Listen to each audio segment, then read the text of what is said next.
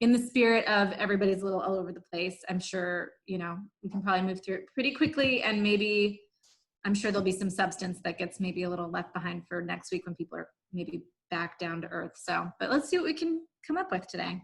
So, just go on through it. So public engagement on our meetings. Number one, how can we better engage the public? And that is the $1 million question.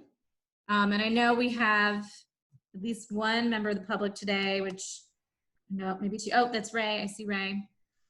So of course we would be for public comment. If you have any suggestions for us, that would be extremely welcome.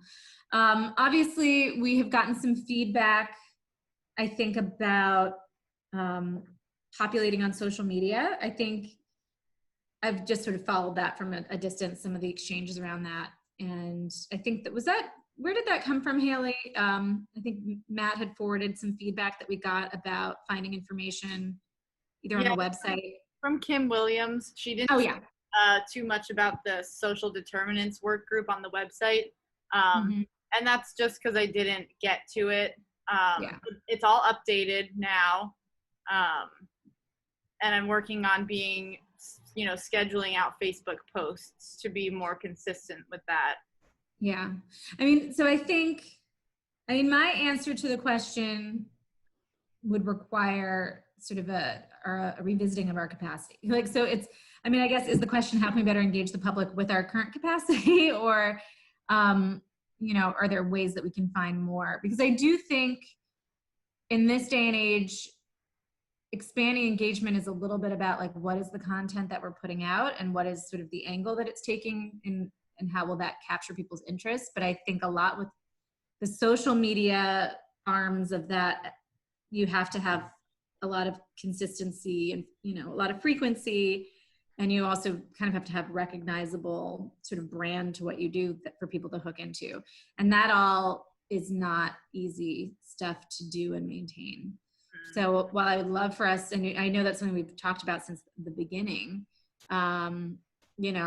it's how do we get to that is a big open question. I think we've sometimes suggested maybe we can find a student to do it, but I also think that the gravity and the consistency required maybe is not necessarily, a student is not necessarily the answer to that. So that's my long way of saying I'm not sure. Eugene, do you have any thoughts? The Urban League's doing some great work in terms of community engagement. Do you think there's maybe partnership with organizations that are reaching folks, or what are your thoughts? I think this kind of goes in line with some of the things I was even thinking about with the PRAC, Pandemic Relief Advisory Council. Just about how, I think that was what it is. But you're on that as well. Yeah. But what some of the things that we're I thought about that, and I also thought about the Reading Consortium is about we can at the Urban League, like, we've done everything from, like, we have a debate coming up, possible debate, knock on wood, but like we need to be able to let people know about the Reading Consortium, what is going,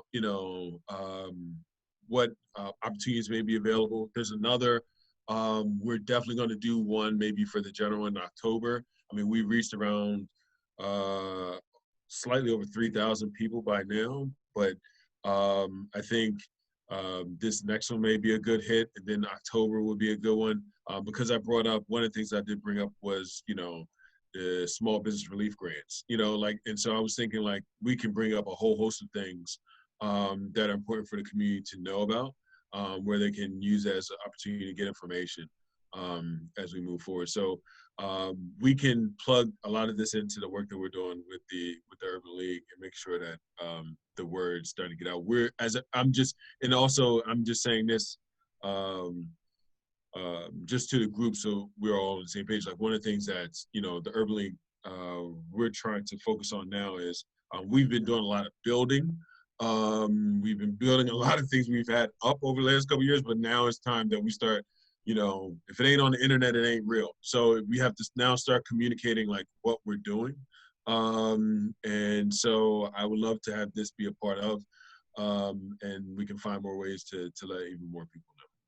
Yeah, and maybe it is a matter of selecting those community-based partners that are reaching into communities that we are not. And I think we have a lot of members of the consortium who have reached into different communities. So maybe we just need to kind of take stock of that.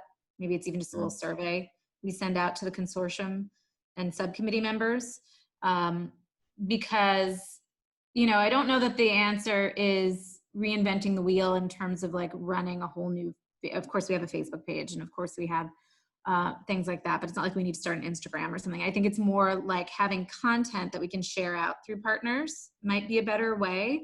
I mean, I'm even thinking, I mean, obviously I have my campaign pages, which I have been working to build followers on. And if we had content, there's no reason that I can't post something about Reading's work, you know, a prompt for the community, things like that to those channels. And they definitely all get very different audiences that respond to them. I feel like Facebook is, you know, there's sort of certain usual suspects that you see that engage probably a little bit more politically oriented, but I feel like Instagram, there's a reach into the community that is exciting, and there's a lot of potential there. So, I mean, maybe it's just a matter of coming up with the kind of like graphic representation of our work that then I can share, and maybe Urban League can share, and any other community-based partners that are willing to share stuff in stories, to share it on Instagram, to share it on their Facebook pages.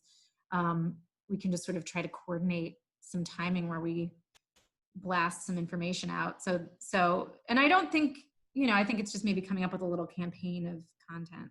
So maybe that's manageable. I don't know if that's something we can work on with Sarah. I'm assuming it would be Sarah Pragg would be our, yeah. So that's something. And then I remember the conversations happening about consortium members sort of hosting these community conversations to get more, you know, for us to be present and listen and take in comment, which I know we had done previously, you know, in the WEIC era, was really about getting that formal public comment to the plan. But I know we talked about, well, we're not doing that, but that doesn't mean that we can't host opportunities for people to tell us what they're thinking about the issues that we're hoping to address.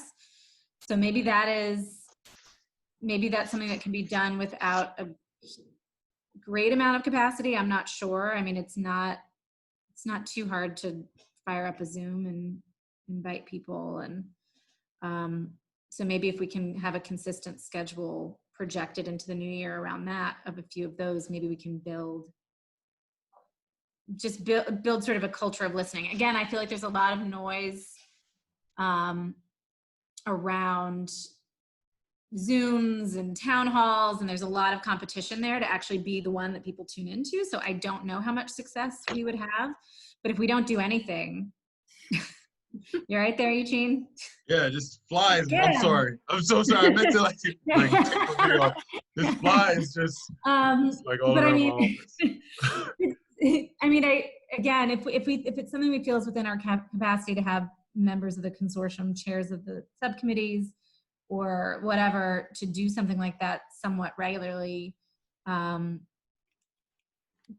not doing it, we're not going to get anything. If we do it and you get 10 people, that could still be something. I mean, it would be great to really get more people and not just the people who tend to typically engage. So that's kind of where it gets tricky, I think.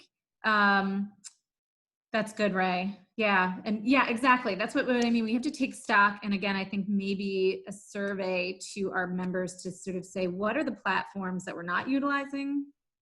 What are the partnership opportunities where we all have sort of platforms and venues to share information? And then what can we do in the idea of like maybe this sort of town halls where we can be inviting more engagement? But I think the tricky part is that I don't want us just to do that one-way street of putting things out or hosting a town hall and feeling like we're done, because we know that we have to do extra legwork if we want to engage the traditionally less engaged or not at all engaged communities. And that's where it gets really hard, because it takes a lot of elbow grease and intention. But I think the partnerships can speak through, can sort of help us with that maybe. So all of that to say, I think we might not have all the minds in the room to come up with all the potential venues.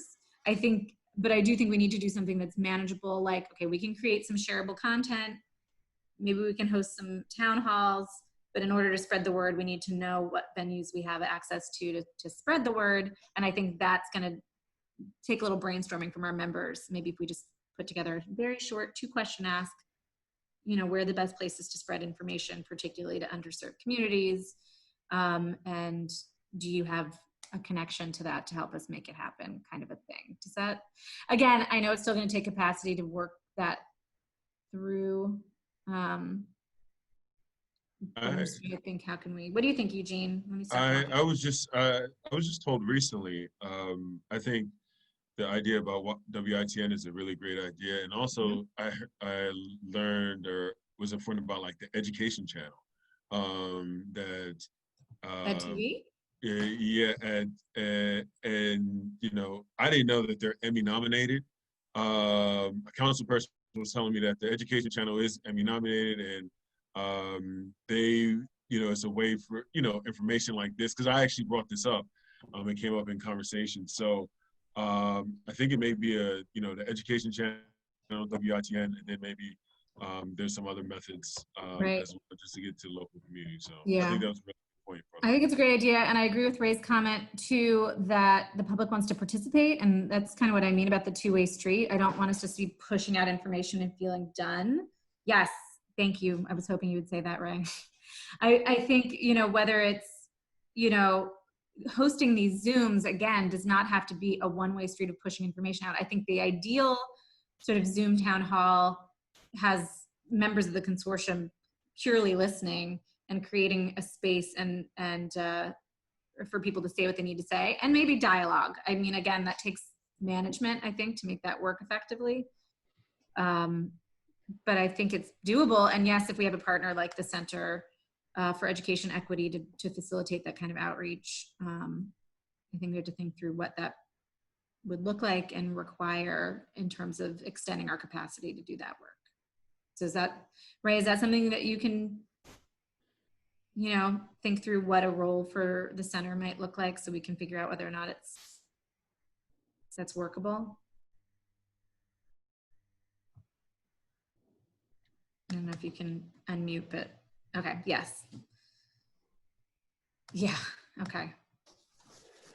So. Right, this is Fran. I just wanted to, does the Wilmington Center have a website that we can access? I'm not familiar with that group tonight. You will be able to access the website shortly. We had a landing page, and now we are making our website. We're further developing our website. Yeah. Yes, really quickly, or I don't know if you're familiar with the Wilmington Strategies think tank. The acronym is WEST. That was formed by private citizens, city council, and office of the mayor under the Williams administration. This Wilmington Center for Education Equity was born out of that work. We were the group that commissioned the study of education finance from the Georgetown University and did some other work. So it's still largely volunteer, so it's a little slow sometimes, but and I can send actually the Reading Consortium some information, because you're not the only person that has asked that question. That'd be great. Cool. Yeah. All right. Tizzy, I was just real quick, the Education Work Group has developed a sort of engagement plan. Nice. So we have questions. We're going to present each of the proposals to 2 different groups of stakeholders. So like recommendation 1, grow our own. We've identified people who we think logically should be engaged, and we've been asking for volunteers to reach out to those people on the work group, and then the same thing with the whole group reform thing. And we set a deadline for September 25th of getting feedback back. Nice. So maybe that's our pilot in a way, right? To see what's effective. So yeah, it'll be interesting how much response we get back. Yeah. Like everybody says, people in education are so darn busy. It's like, take time for something else. Could be interesting. give it a shot. Yeah, that's what we got to do. Just want to underscore the underutilization of WITN. I know that it's not just about Wilmington, but the data points to Wilmington largely. And it's a whole nother audience. It's not necessarily a Wi-Fi audience. The demographic tends to be a little older, but it is a very vocal audience. Yeah, and I think we want to cover all of our bases, I guess, in terms of the audience that we want to reach anyway. I mean, we want to, yeah, I think it would be good. And those are folks who vote, I think, and those are folks who participate. And if the goal of public engagement is to inform and to inspire support for the actions that we're going to be proposing, then I think it's an important constituency to make sure they know what we're doing. Is there a budget? I mean, is there a carve out of your research budget? Not to my understanding. No, I mean, but it might be a matter of additional resources needed, but I mean, let's sort of make Can I ask you a question, Jerome? Yes, here? please.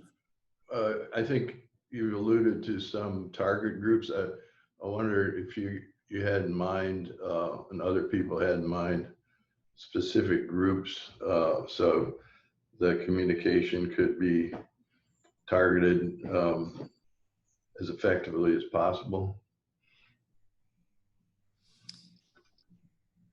I mean, in my mind, the priority is to extend our reach sort of beyond folks who seek us out. I think that tends to be who we get.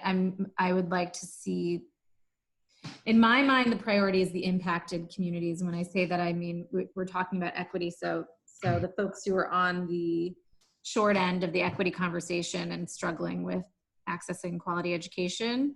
So the families connected to those folks, or the stakeholders serving those folks, to me, would be the priority to have them more engaged in our conversations, because I think traditionally they are not. That's my personal perspective. Yeah, and student groups, in addition to what you just said, like that Newcastle County VOTEC student group, they're already organized. Right, and Red Clay is doing it too now, and that was something I was thinking in terms of wanting to draw those folks maybe into something like the educator work group conversation. I think there's definitely a place for these voices. Would they be parents in schools in Wilmington? I'm wondering about places like where there are lists and so forth, how to reach those folks that are most impacted. Yeah. Through the schools or community groups or. Yeah, combination. Yes, and probably community. I tend to think community groups are a little easier, not easier channel, but maybe a more, just a channel to reaching people credibly. We know that one of our challenges of equity in the first place is that districts don't necessarily use communication tools that reach those populations effectively. And so I wouldn't want us to replicate or sort of double down on the problem by relying on those old channels. Not that there wouldn't be a place for it there, but, and I have gotten some questions. I think Dawn Alexander joined the social determinants work group, and she's been asking me a lot of questions about just sort of engagement of school-based stakeholders, so educators, administrators, in the city of Wilmington with our work, and interested in seeing that, I guess, expanded. And she just means getting more folks to show up to meetings. And obviously, I think one of the ways we tried to do that was sort of our board meeting tour, which certainly was one way that we were reaching like educators and administrators when we were talking redistricting. I have it in my mind that at some point in the not too distant future, probably in the new year, that's something we're gonna have to do again, just to kind of explain the recalibration that we're going through, and having redistricting be a subject definitely is a draw, more of a draw than some of our other topics, because because it carries, you know, the weight of big change. So I think within the next 6 to 9 months, that's something that's going to have to happen again. And one of the things that we didn't do in the first round was talk to Delaware Charter School Network about doing a town hall that was focused on charter schools, because, you know, we didn't have a broad district, or we didn't want to do every single school individually. That didn't come together before the pandemic. So we certainly want to make sure that occurs. So we're reaching more school-based stakeholders. I don't know if that answered your question, but so, I mean, I think we do have some clearly defined groups that we know how to reach. And then we have this impacted community that we struggle to reach. And so to me, that would be the priority. I'm just wondering a little bit too about the community out there that doesn't have great internet access, broadband. It's already kind of suffering. How do you communicate to those folks, or not rely totally on internet-based communication? Yeah, that's a tough one, as long as we're in a pandemic orientation. I think maybe that's a little bit why Instagram can be effective, because people are just doing it on their phones. They're not sitting down there. I mean, you can, I guess, do a Zoom on your phone too, can't you? I mean, I think it's a fair question. Well, that's why I raised the cable. Yeah. There are other cities that are utilizing even a cable, local cable for instruction. Yeah. Yeah. There seems to be, there was a new initiative that's come out on broadband statewide. A lot of it is still focused on Southern Delaware and Western Sussex, Western Kent. I think they were talking about statewide testing of speeds and access. And then it seemed like they might have funding for access for low-income people. They had some of those access points. So I was just wondering if that was, again, another thing for this group to look into, or see that some of those resources help the people of Wilmington with their access to the internet. Yeah, I mean, I think it's in terms of an equity topic, where that was a big motivation for bringing the Office of Equity in and asking them to kind of give us a sense of how the CARES Act funding distribution was looking, and to the extent possible on the district level. And based on the questions, I think that they got, it seemed sensible and likely that will be a regular feature of our meetings, to hear from them, so we can understand what they're doing and what they're not doing, and how we can see the just sort of see the numbers, encourage transparency, and let other folks know, you know, just sort of how the money's flowing, so we know what the gaps are, so we know where to advocate. So I think that will be, we tried to bring that in August, and I would anticipate that that's going to be a regular thing that we have Jim do. Don't you think? This new 20 million seems to be mostly under the Department of Information Technology, and I think DOE, but it's always been a little unclear where the responsibility statewide for improving the broadband is. But I think it looks like it's mostly at the DTI. So it might be good to connect into them on this initiative. Yeah. So what about accessing or attempting to access some of the resources that have just been let by Newcastle County around distance learning? As resources for the consortium to reach families? Yeah. I think that's a really interesting idea. I had not. I was wondering about that too. Is Jerome again? Tizzy, you chaired that committee on vulnerable populations. Yeah. And I was just kind of wondering where that was all going. I know they have some new requests out for proposals, but it seems like access to the internet. I know the county has put in some hotspots, but we need connectivity in everybody's home, and you know, they need devices and they need to be able to pay for it. Right. Well, yeah. And again, I think that's a topic for the full consortium meeting for sure. I mean, I know the time is of the essence, obviously, in terms of what can we do in between.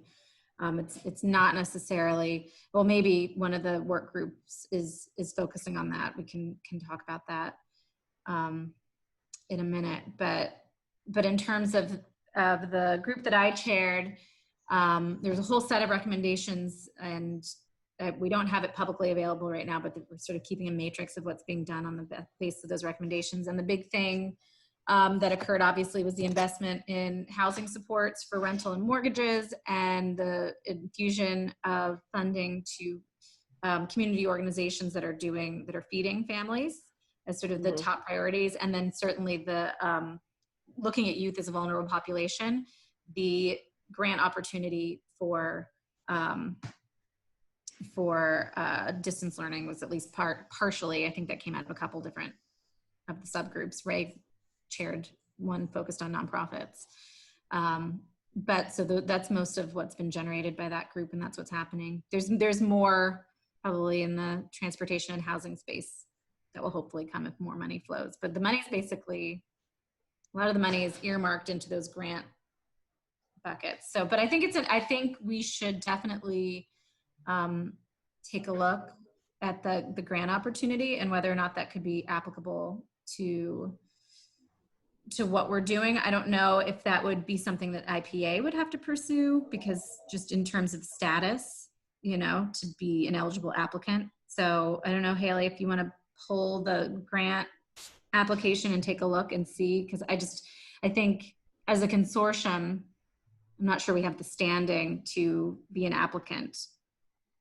For the distance learning, the applicant is a school principal and whatever partners that they collaborate with.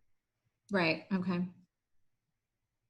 So perhaps, I mean, so you have to have a principal sign off on the expenditure. Okay. All right. Not sign off, actually be the applicant. Okay. That might not be the right pot of money. Maybe DOE is the better conduit. Okay. But I mean, it's, you know, I don't really regard this work as just, you know, people making recommendations to make systemic change. It's educational in and of itself. Yeah. I would agree.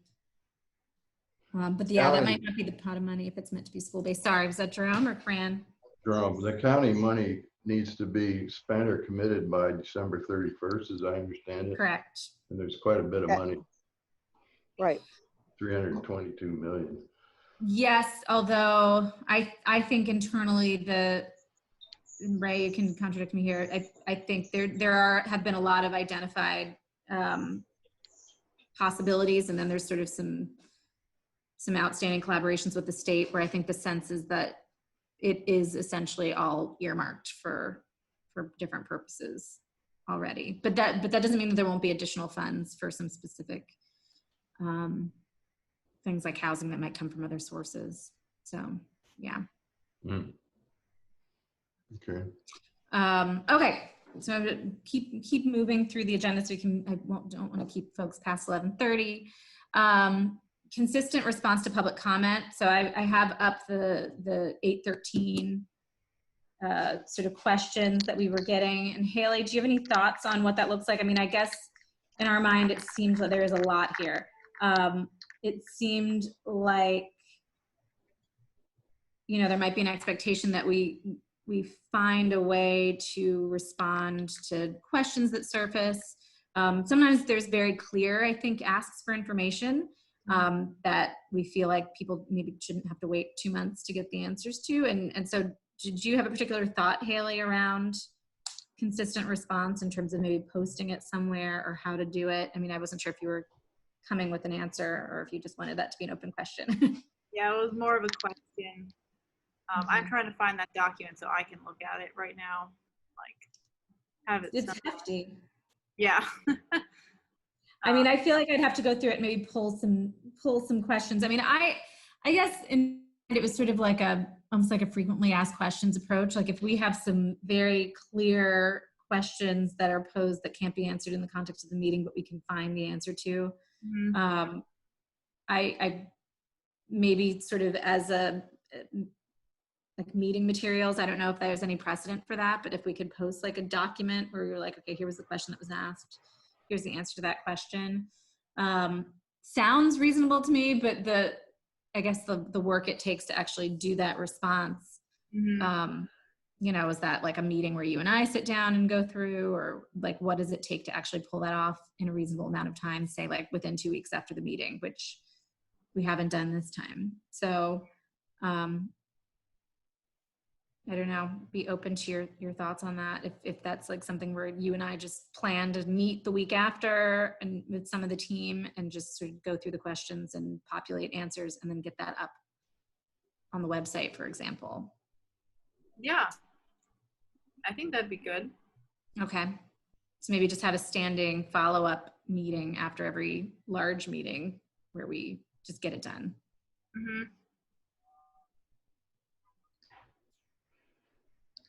Yeah. That means we have to schedule one for this. So it'll be later than the 2 weeks that I think would be ideal. Oh, bless you. Sorry.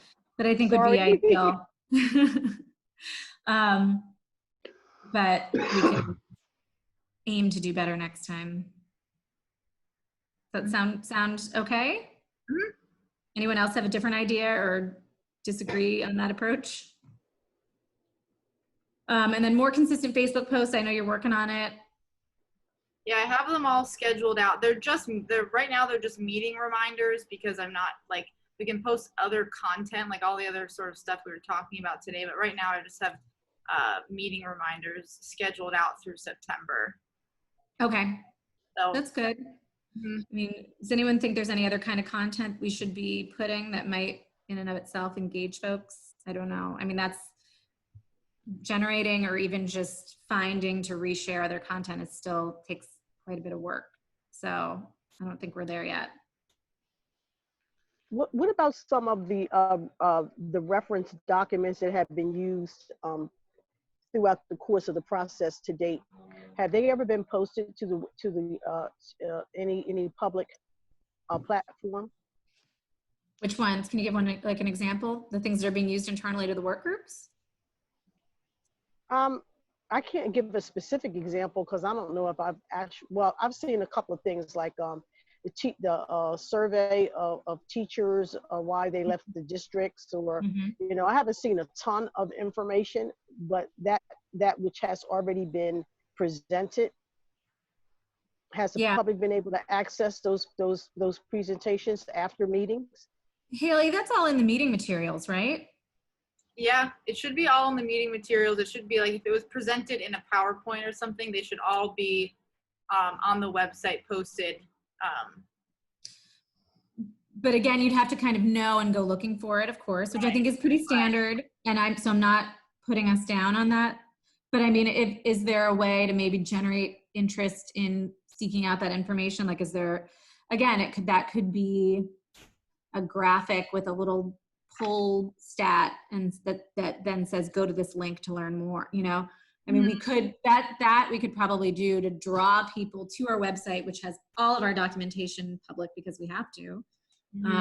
Maybe we could do more on that Facebook front to say, have you ever wondered why teachers leave the profession? Go read this report that we presented in our work group. So I mean, if that's feasible to make those kind of little graphics and pull people in to understand what we're talking about and how, I think that would be something we can do in social media. Like when we talk about the sort of the social media campaign and things that we can push out through our own platforms and our partner platforms, maybe that's the type of content we could do so people actually understand what we're doing.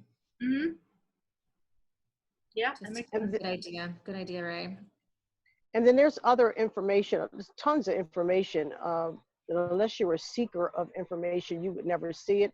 And I don't know, I can ask how to get at this, but I'm a reviewer of the Delaware Community Foundation Strategic Fund. And there's a lot of information about homelessness in children and how it affects them. You know, so I think we have to paint a picture that goes beyond, you know, instruction.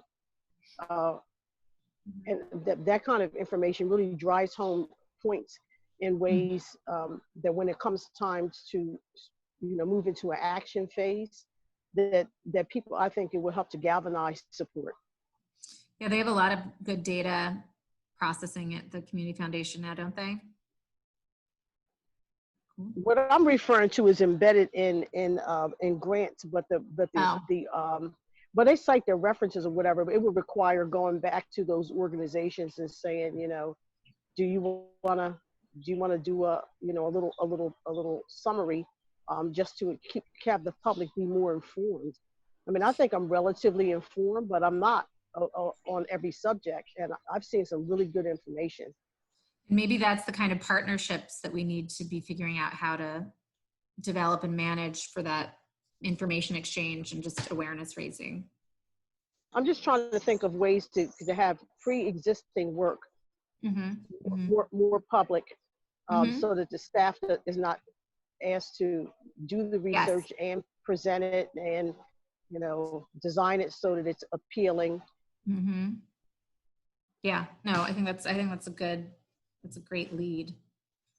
All right, does anyone else have any other public, and I didn't realize we'd spend so long on public engagement, but we can move to work group updates unless anyone has something really pressing under public engagement. Okay, Fran, you want to talk about, I know you already did talk a bit about the educators work group because stakeholder engagement is really what's going on, but go ahead. Yeah, I think that's pretty much the focus right now, is getting the stakeholder engagement. So we have, as I said, we're going to send out we've identified for each of the 2 recommendations, individuals or entities who probably can provide valuable feedback to the recommendations and maybe help contribute, enhance them. And the goal is to have the feedback gathered by September 25th. And we're going to meet again on October 6th and then November 12th to go over that information and revisit the 2 recommendations. Great. I think that's wonderful. Anybody have any questions, thoughts? Okay. Hey, Eugene, are you there? I'm here. Funding and governance. I know we've had a little deviation from the plan, but you guys want to talk about just what's up? Yes, so we have our own internal meeting coming up, I think Tuesday. Is it Tuesday? Yeah. And then we have our meeting on the 10th. Where we will, which is kind of like the big kind of kickoff funding 101 presentation. So that's kind of like just where we're at as of right now. We just we have our planning meeting set, and then we'll be kicking everything off on Thursday, the 10th, I believe, at 5 o'clock. Great. And I'll just add to the IPA team is going to go through sort of the funding 101. And talk about education funding at the state, local, and federal level. So that's going to be Chris Kelly, Simone. We're going to have Alexis speak too. So that's exciting, sort of giving them FaceTime. And then we're also going to hear from the Newcastle County CFOs. And they're going to talk about sort of CARES Act funding at the district level. And we also asked them to just talk about other relevant things. So like the lawsuit, and then sort of general funding inequities in the system from their perspective. That's good. Did you ever connect with Sahaba Stadler at Ed Trust? No, I didn't. It's okay. You don't have to. You don't have to tense up. No, I was like, oh. But I do think, I mean, she definitely seemed interested about being engaged, whether presenting or attending or just kind of seeing what the conversation was. So we should definitely at least invite her to that. Sure. I don't know if it makes sense to give her any time at this point with the week to go, but she seems willing to work with us, and she is definitely, to me, a preeminent expert on all of this, connecting everything from revenue to, you know, how we distribute funds. So I think that's really interesting. And my other thought is it would also be great to, I know, again, we have less than a week, so it's going to be hard to figure out a way to engage more students and families, you know, impacted students and families. And maybe the Newcastle County and the Red Clay student town hall groups are an easier way to go, or like the Teen Sharp kids, things like that. But I think it'll be interesting to hear from the CFOs when they talk about inequities in the system, to sort of see how they describe what their priorities are that they're talking about with inequities, and sort of have that, put ourselves in a place where we can kind of vet that with the students and families in the impacted communities to make sure that, you know, we're all talking about the same things that we want to spend money on. I mean, there's likely, and this is not a slam on the CFOs, but there's likely some differences between people who are running the system and the people who are on the receiving end about what those priorities should be. So I just want to make sure that we're connecting those communities to have that dialogue at some point. So maybe we just get a few folks at that meeting, but obviously it'll be recorded, so I guess we could just share it with folks later. But I think that'll be an important part of that conversation, that we don't just take the CFO's priorities and run with them, that we vet that through impacted communities. Sure. Just a thought. Makes sense. Makes sense. Eugene and Haley, is it, can you confirm that it is at 5 o'clock, and will we get Zoom invites for that? Yes, it is at 5 o'clock. I'm almost like 99.9%. Haley's like nodding her head. So am I correct, Haley? I don't want to get that wrong. Yeah, it's yes, 5. It is at 5 o'clock on the 10th. And we'll make sure the Zoom link gets out. I have the email scheduled to go out at 12:30, so you'll get the Zoom link then. Thank you. I think we should bombard people with news about this. I think people should attend. Hot topic. It's an important topic. Yeah, it's very interesting stuff. Yeah. So Yeah. how should we better, like for me, like I struggle a little bit. Like I do, like we can do the emails, we can post on Facebook, but the extent to my knowledge of how to like reach people is limited. I mean, so mine is too. I mean, I'm really just thinking about like a little Canva square that tells people what's happening, that we can just all post on our things. And I know that's not going to reach everyone. Yeah, that exists. Well, like you did for the planning meeting, you have that really cute little thing that you put up there. And I think that is an effective way to spread the word. But I mean, if we can do a little something, it has like dollar signs and a school building on it, whatever, and we all just share. I don't know, just make a little cheesy graphic. I have a graphic actually. Yeah. I'm trying to, cause I enjoy that kind of stuff. So. Okay. Wait 1 second. I'll just share the back end of the Facebook with you real quick. So this is what the post, can everyone see that? Yeah. So I just made, it's the same thing, a little square, but it's just an invite to the meeting, and it'll go out a few days before. Yeah. I mean, I think we might need to make it even like clear, like make sure people know we're talking about money and schools and visually without words, you know, and if that's something we could sort of add in the little graphic area. I like it. It looks elegant, but I think we have to have people be able to see we're talking about school funding and changing it. And so that they will gravitate towards it. And we could get it in front of 1,000 eyes and maybe get 5 new people to show up into a meeting, but that would be progress. Easy. Haley, is that will that graphic go out by itself or with the text? Because there's no date on the graphic. It'll go out with the text. I did put okay. A date on the graphic because I was gonna make them like recurring. So like use this graphic every time, and then the date would be in the text.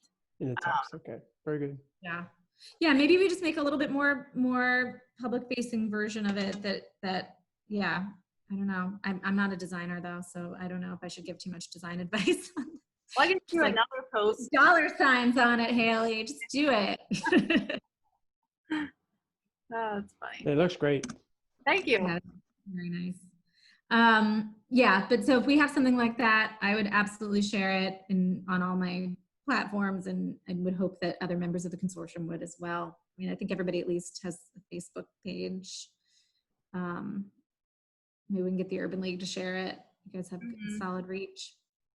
Cool. That sounds good. I'm excited about that. I know I have a conflict probably for at least half of it because we're having a town hall to talk about FAME and the organization, and you know, education, particularly STEM education for Black and Brown students. So, but hopefully I'll be able to do both.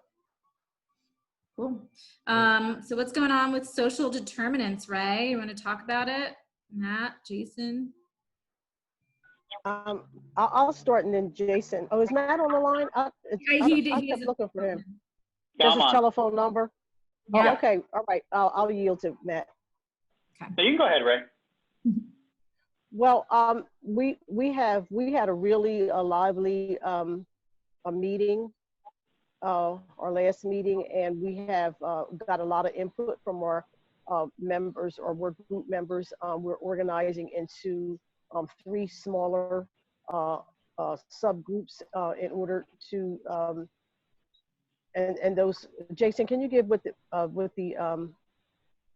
working smaller group titles are?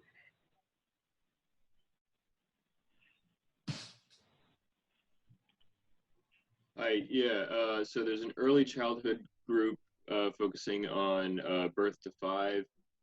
There's a racial justice group focusing on student voice as it relates to racial justice.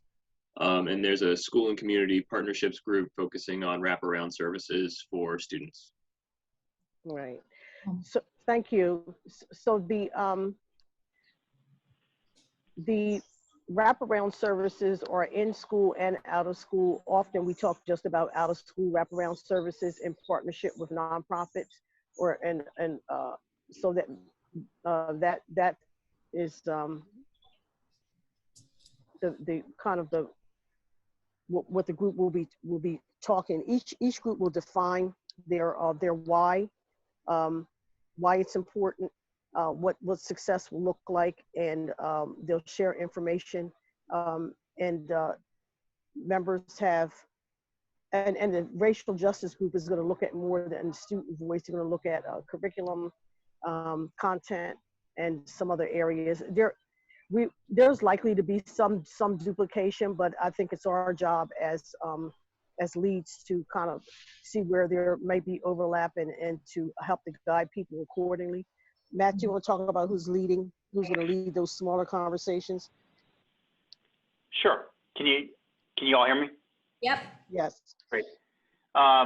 So we have these 3 smaller groups, and they're going to, what they're, as Ray indicated, what they're going to be trying to do is to put together some materials for the working group some concrete materials for the working group to actually talk about at its regular meetings, the next one being on the 24th.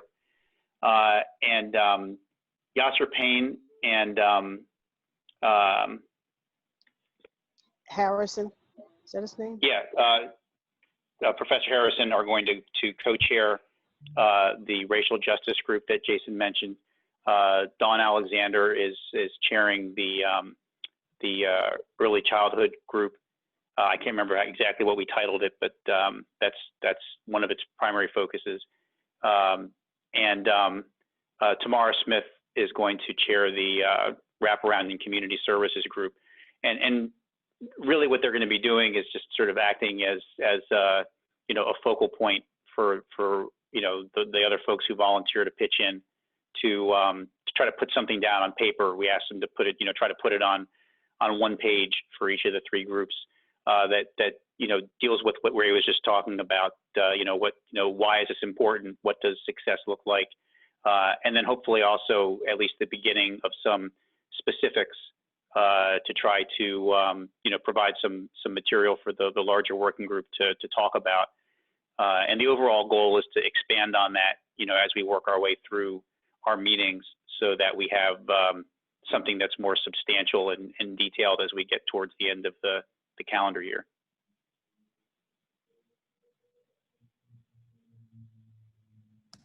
Sounds good. Which group is working on the curriculum piece? It's not.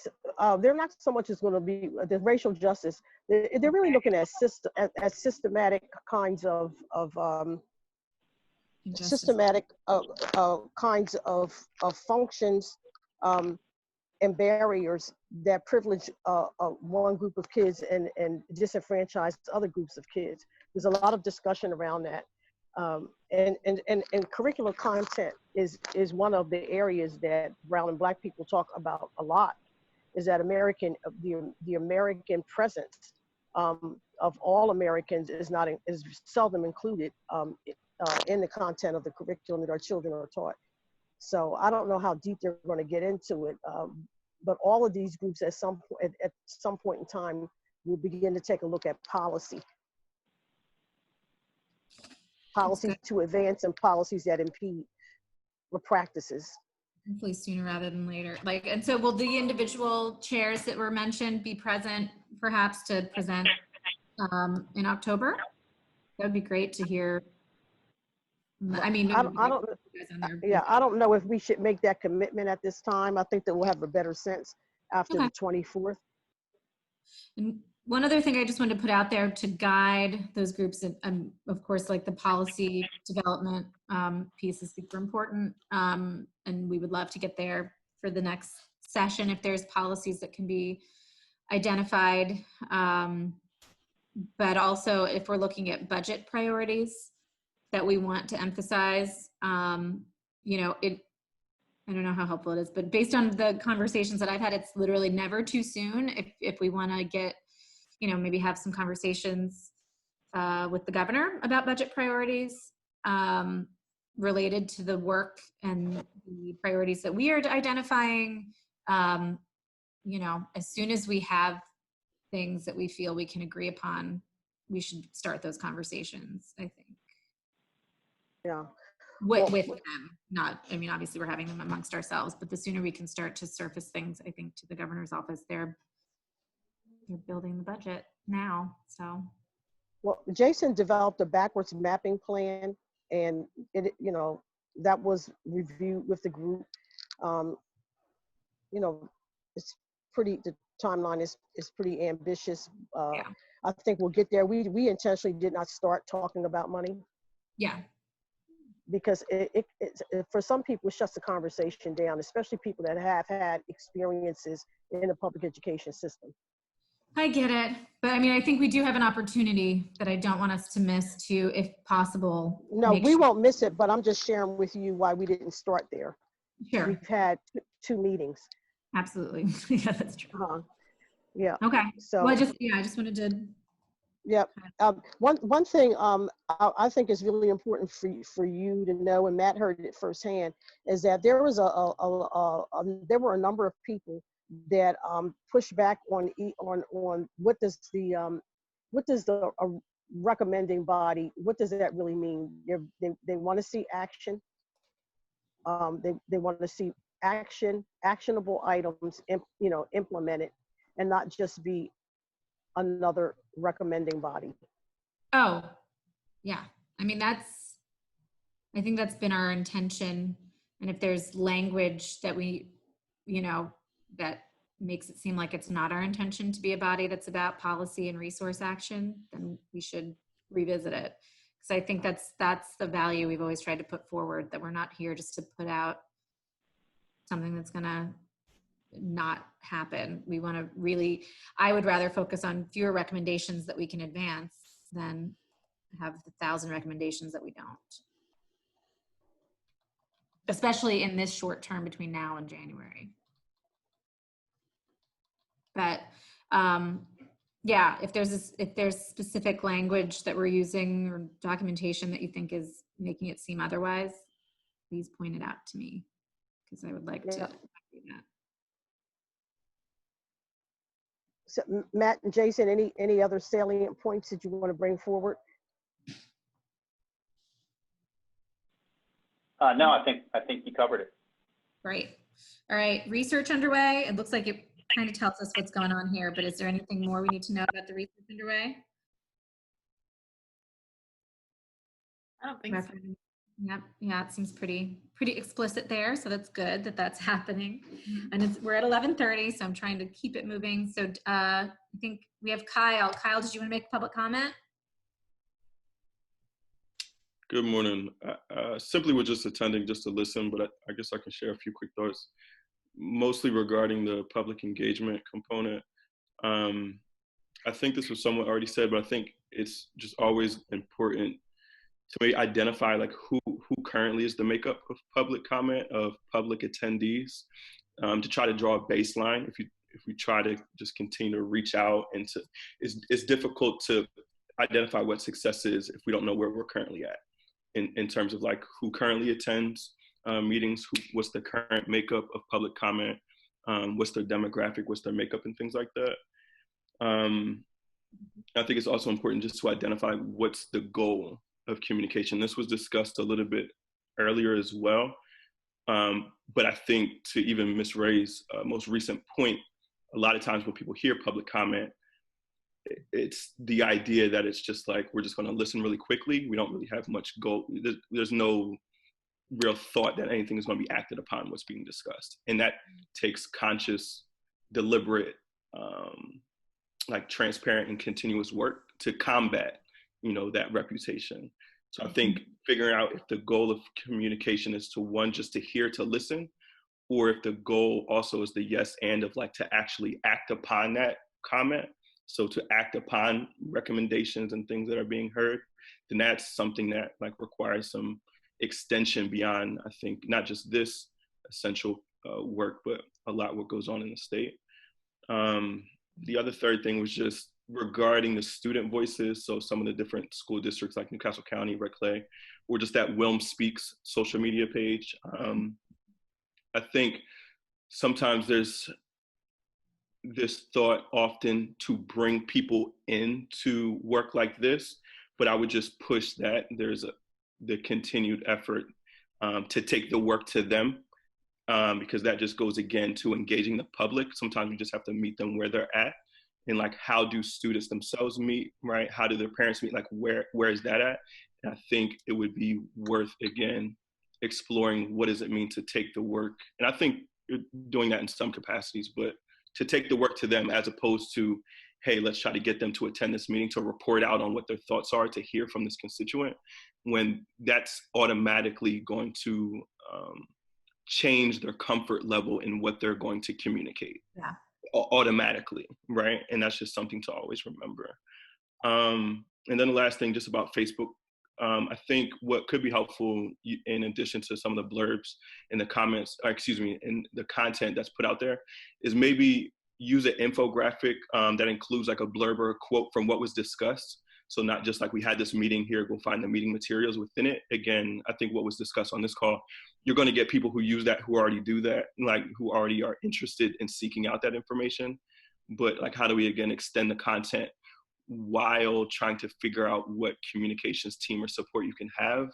Use what currently exists to just create a Canva graphic or something that just includes a quote from what member, and like what was a high level takeaway, right? Because that could be easily more shareable as opposed to go read the meeting minutes. Again, words and language, I think, can often turn a lot of community away when they see things like that. They feel like it's not for them. Those are my own stuff. Thanks. Thank you, Kyle. Really insightful, good stuff. I saw Haley writing it all down, right? And we're recording this. Excellent. Fran, did you want to say something? No. I thought I saw you do that. All right, cool. Anybody have anything else? I think this was a good meeting, and I think public engagement should stay a permanent part of our agenda, because obviously we have a lot to follow through on. I don't want it to stop here. So if no one else has anything else, 5 minutes behind on the start and the end. So I think we're good.